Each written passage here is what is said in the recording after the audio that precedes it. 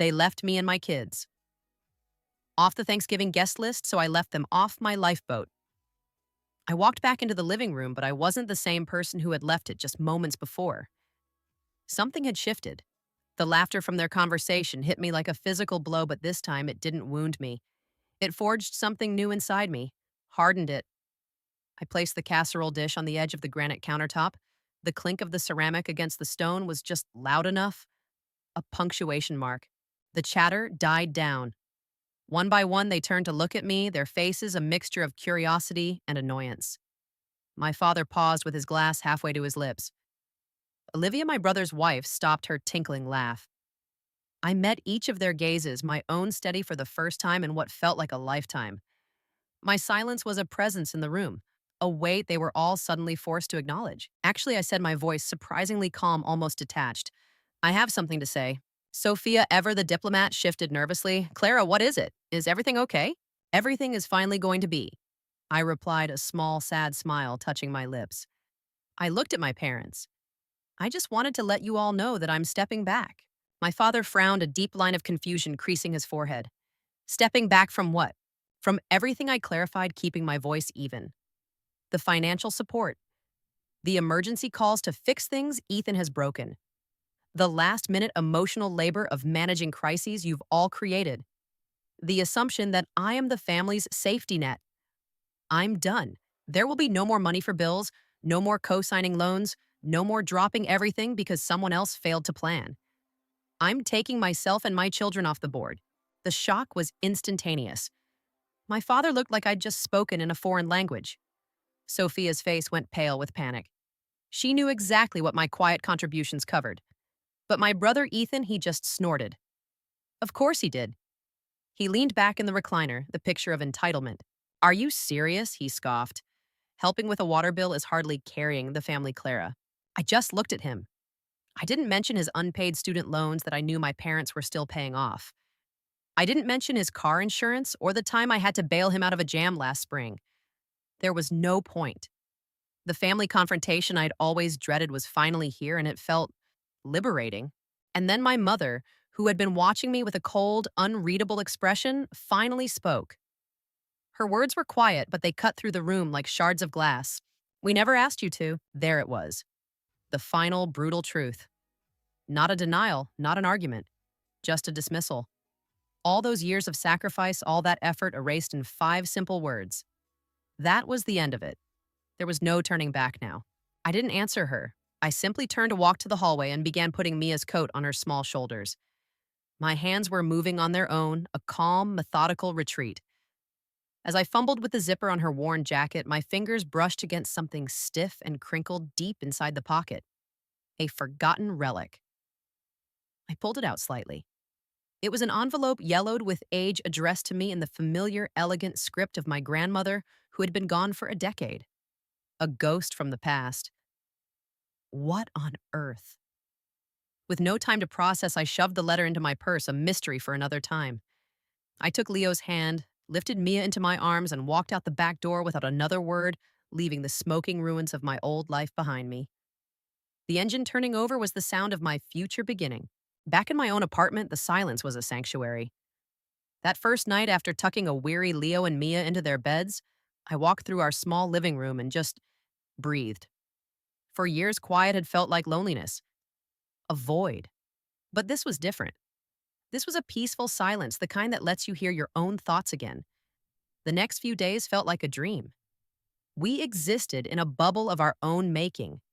We made pancakes for dinner, built a sprawling fort out of blankets and chairs that took up the entire living room, and read stacks of books from the library.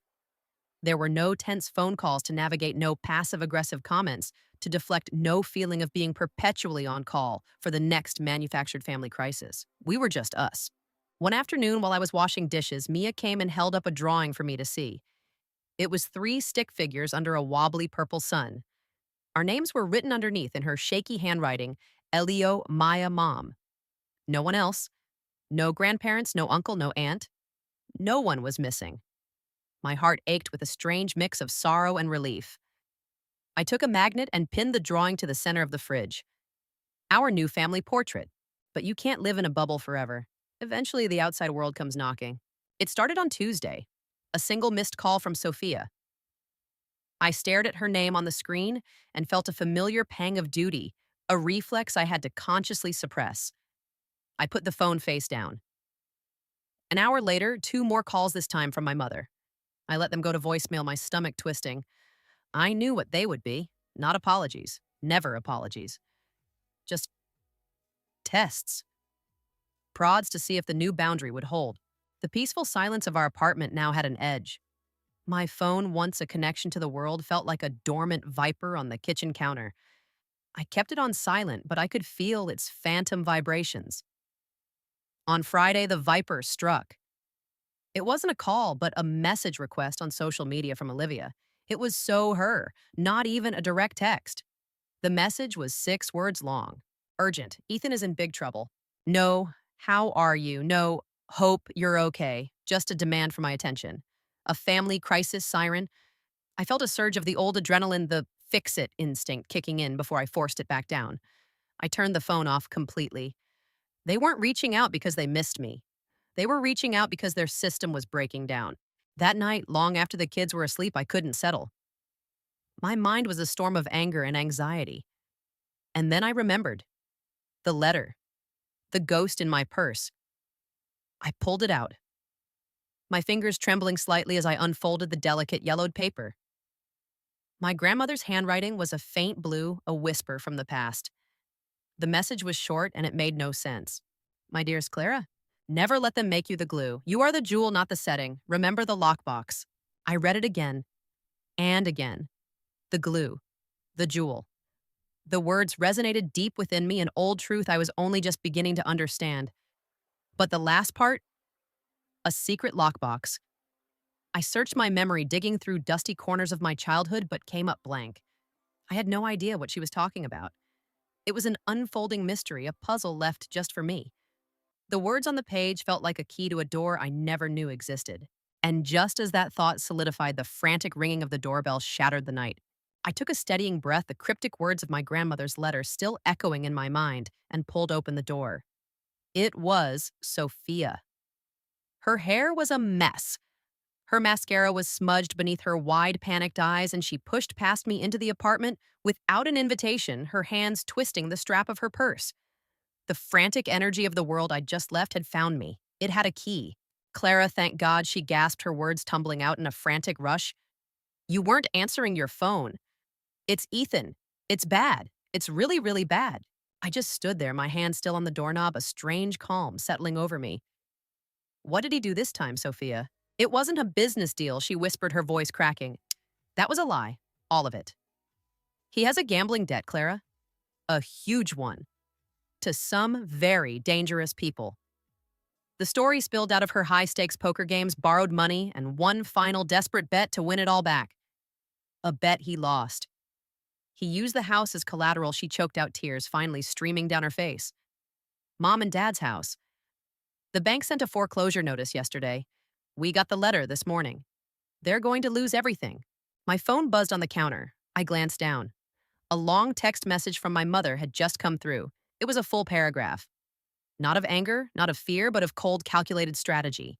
It detailed the name of the bank manager and the loan number. It ended with, if you have any bandwidth, we could really use your help negotiating. You always had a way with words. They listened to you. No, I'm sorry. No, we miss you. Not even a mention of Thanksgiving. Just, we need you to fix this. I wasn't a daughter. I was a tool. The last clean tool in a box of broken ones. I looked back at my sister, whose frantic sobs had subsided into hitched breaths. I can't, Sophia. I said, my voice gentle but absolute. I told you all. I'm done. But this is the house, she cried, her voice rising with disbelief. Our childhood home? You can't just let them lose it.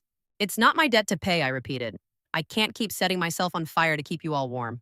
She stared at me as if I were a stranger, the hope draining from her face replaced by a dawning horror. She was about to say something else, something sharp and wounded, when a shadow fell across the doorway. It was my father.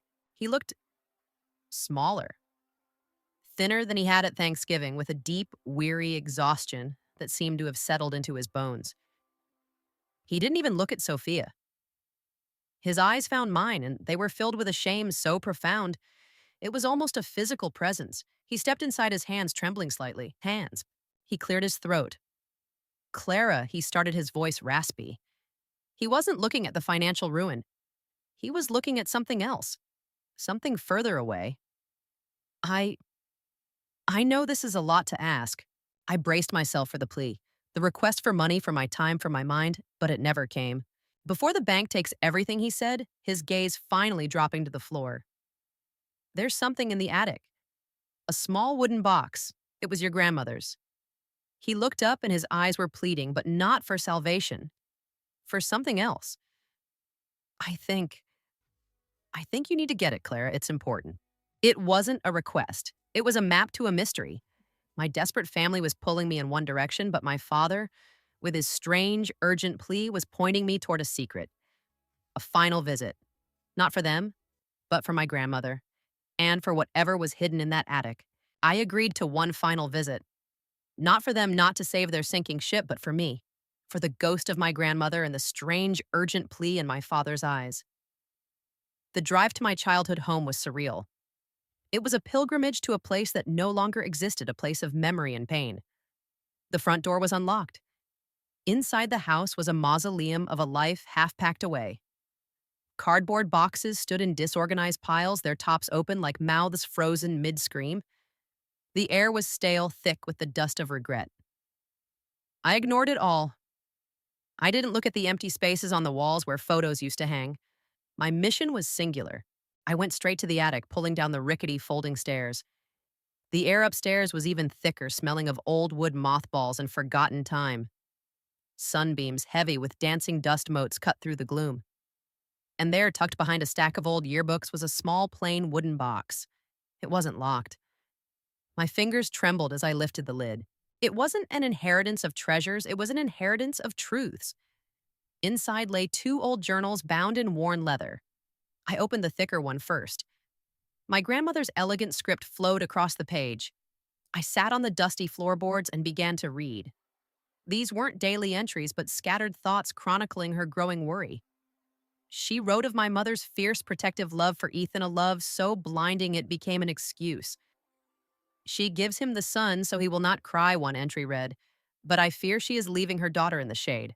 A girl cannot grow strong without light. Another spoke of the family's secrets, the pattern of covering for the son, while demanding strength from the daughter. It was all there. Decades of generational trauma laid out in faded ink. Then I picked up the other journal, my mother's. It was nearly empty, page after page of blank, silent paper. But near the front, there was a single entry. The date was from the week I was born.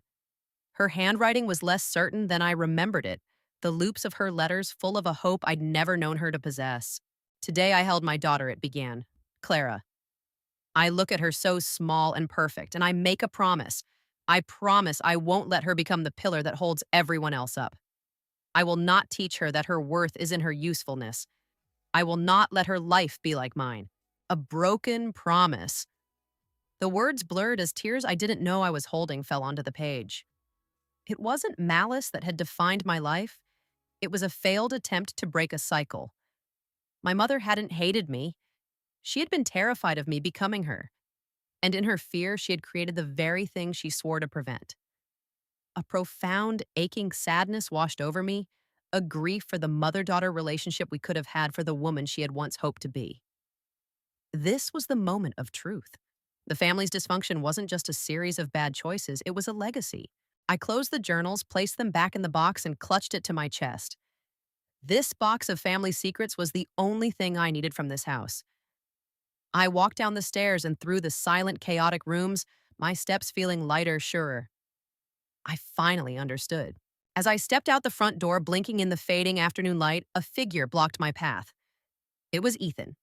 His face was a twisted mask of desperation and fury. "You're just going to walk away," he snarled, his voice raw. "After everything, with them about to lose it all, you have to help us." "There's nothing I can do, Ethan," I said softly, holding the box tighter. "Liar," he spat, stepping closer, his eyes wild. "You can always fix it. That's what you do." Before I could react, he lunged forward and grabbed my arm, his fingers digging into my flesh. "You are not leaving us." For the first time, I didn't see a brother who needed saving. I saw a man drowning in the consequences he'd created, and I refused to be the water that filled his lungs. I looked down at his fingers digging into my arm, then back up at his wild, desperate eyes. There was no anger left in me, just a quiet, resolute calm. I slowly but firmly pried his hand off my arm. This is not my debt to pay, Ethan, I said, my voice even. I can't fix this for you.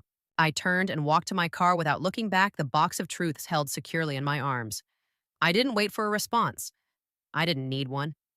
I simply drove away, leaving him standing in the wreckage of a house built on secrets and a life built on a broken promise.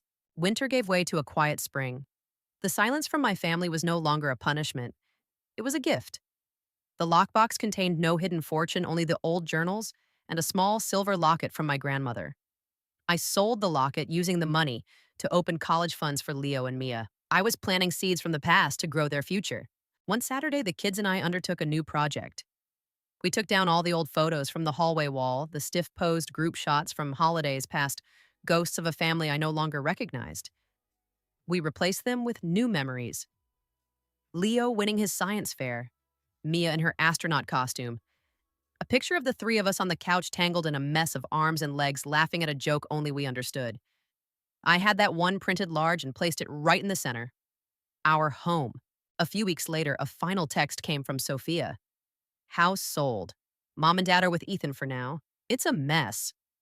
I read the words, felt a distant, detached sadness for the life they had chosen, and then I deleted the entire message thread. There was nothing left to say. That night, after the kids were asleep, I sat by the window with a cup of tea. The street was quiet. My phone was silent on the table beside me. I watched nothing happen, and for the first time in years, I didn't brace for the next knock, the next crisis, the next demand. I was simply at peace.